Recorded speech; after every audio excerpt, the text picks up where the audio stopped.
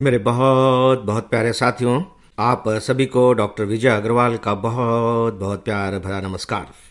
दोस्तों, फिलहाल हम लोग इस समस्या पर विचार कर रहे हैं कि हम सुनते तो बहुत हैं, लेकिन क्या कारण है कि जो सुना हुआ पढ़ा हुआ होता है वह हमारे विचारों में तब्दील नहीं हो पाता। और चूंकि बात बहुत सीधी सी है कि यदि विचारों में तब्दील नहीं हो पाता है तो वह हमारे व्यवहार में भी नहीं आ पाएगा। तो फिर हम करें तो क्या करें? आइए इसी पर थोड़ी सी बातें करते हैं। हालांकि मैं ये मान करके चल रहा हूं कि आप सबको इसके बारे में न केवल जानकारी ही है बल्कि अनुभव भी है। बहुत सी ऐसी बातें होती हैं जो हम सभी चाहते हैं कि ये विचार हमारे अंदर आ जाए, ये बातें हमारे चरित्र का हिस्सा बन जाए, लेकिन हम बना नहीं पाते। अब ये बात अलग है कि जब हम बना नहीं पाते या वे बातें हमारी चरित्र का हिस्सा बन नहीं पाती तो हम उसके लिए किसे जिम्मेदार ठहराते हैं, ये बात अलग है।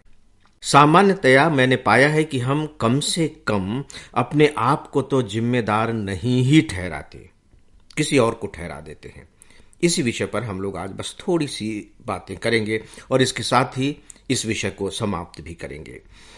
देखिए, हम चाहे कितना भी पढ़ें, कितना भी सुने, लेकिन यदि वह हमारे व्यवहार में नहीं उतर रहा है तो यह एक प्रकार का टाइम पास है, या यूं कह लीजिए कि इंटरटेनमेंट है।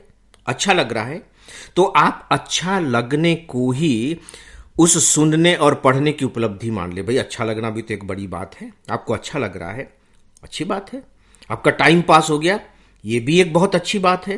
तो आप अपने उद्देश्य को वहां तक भी सीमित रख करके संतोष का अनुभव कर सकते हैं। आप सोच सकते हैं कि नहीं, मैंने जो कुछ भी सुना और पढ़ा है वह व्यर्थ नहीं गया। लेकिन सच पूछिए तो यदि वह व्यवहार में उतर आए तो फिर बात ही क्या है। लेकिन ऐसा नहीं हो पाता। देखिए, तथ्य बहुत साफ है। हम भोजन करते हैं, कल्पना करके देखिए कि वह भोजन हमारे शरीर में लगे ही नहीं तो क्या होगा। आपको चाहे घी में डुबो दिया जाए, घी के कढ़ाई में डुबो दिया जाए, लेकिन शरीर में नहीं लग रहा है ना, तो आप इसे क्या कहेंगे? जैसे चट्टान है, बारिश हो रही है, लगातार बारिश होती रहती है। चट्टान का ऊपरी हिस्सा तो गीला हो जाता है, दिखाई भी देता रहता है, चिकना भी हो जाता है, लेकिन चट्टान अंदर से बिल्कुल भी भीग नहीं पाता, नहीं पाता। तब इसे आप क्या कहेंगे? कोई ना कोई तो मैकेनिज्म में खामी है। यदि चट्टान चाहता है कि पानी मेरे अंदर आए तो, और यदि वो चाहता ही नहीं है तो ठीक है, फिर अफसोस की तो कोई बात ही नहीं है, विचार करने की कोई जरूरत ही नहीं है। दोस्तों, रामचरितमानस में दो बहुत खूबसूरत पंक्तियां हैं कि फूलहि फलहि न बेंत, यद्यपि सुधा बरसहि जलद। जो बेंत की जो झाड़ी होती है वो फूलता फलता नहीं है, चाहे आसमान से यद्यपि सुधा बरसहि जलद, चाहे बादलों से अमृत की ही वर्षा क्यों न हो, लेकिन उस पर कोई फर्क नहीं पड़ता। मूरख मन नहीं चेत, जो गुरु मिलहि बिरंचि सम। जो मूर्ख होता है उसकी चेतना कभी भी जागृत नहीं होती, उसे कभी भी अक्ल नहीं आती, भले ही उसे बिरंच के समान यानी कि ब्रह्मा के समान गुरु क्यों न मिल जाए। इसका सीधा सा कारण है फ्रेंड्स कि वह ओपन नहीं है। चट्टाने ऊपर से इतनी कठोर है, उसमें छेद ही नहीं है पानी जाने के लिए। मूर्ख ने अपना दिमाग खुला ही नहीं रखा हुआ है, और यही स्थिति बांस के पौधों की है, बांस की झाड़ी की है। तो जब खुला ही नहीं है कुछ, तो अंदर प्रवेश कैसे होगा? हमारे ग्रंथों में और यहां तक कि हमारे लोक साहित्य में भी इसकी बहुत ज्यादा चर्चा की गई है। पता नहीं आपने आल्हा उदल कभी पढ़ा है कि नहीं पढ़ा है। मैंने आल्हा उदल खूब पढ़ा है। आल्हा उदल में बार बार यह दोहराया जाता है कि सुनहु ध्यान लगाए, यानी कि मैं जो आपको सुना रहा हूं ना आल्हा उदल की कथा, इसको ध्यान से सुनना, तब जाकर के कुछ समझ पाओगे।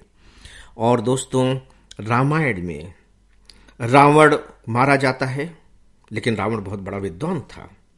तो राम अपने भाई लक्ष्मण से कहते हैं कि देखो, रावण बहुत बड़ा विद्वान था, तुम जाओ और उनसे शिक्षा प्राप्त करो। और बार बार राम हिदायत देते हैं कि रावण की बात ध्यान से सुनना। क्योंकि अगर ध्यान से नहीं सुनोगे तो तुम्हारे अंदर वो छिद्र नहीं बन पाएंगे जहां से ये जो ज्ञान है, ये जो प्रकाश है, तुम्हारे अंदर प्रवेश कर सकेगा। फिर सुनो या ना सुनो, एक ही बराबर है। तो दोस्तों, इसके लिए मुझे लगता है कि सबसे पहली जरूरत होती है विश्वास करने की, कि आप जिसे सुन रहे हैं, आप जो पढ़ रहे हैं, उसके प्रति आपका विश्वास गहरा हो। जब आप सुनते हैं, पढ़ लेते हैं विश्वास के साथ, तब फिर आप उस पर विचार करें। और जब आप विचार करेंगे तो आप देखेंगे कि उसका कुछ हिस्सा आपके दिमाग में आ गया है, या यूं कह लीजिए कि आपकी चेतना का हिस्सा बन गया है।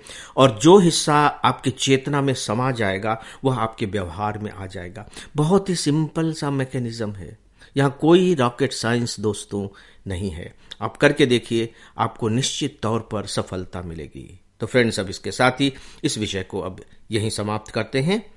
नमस्कार।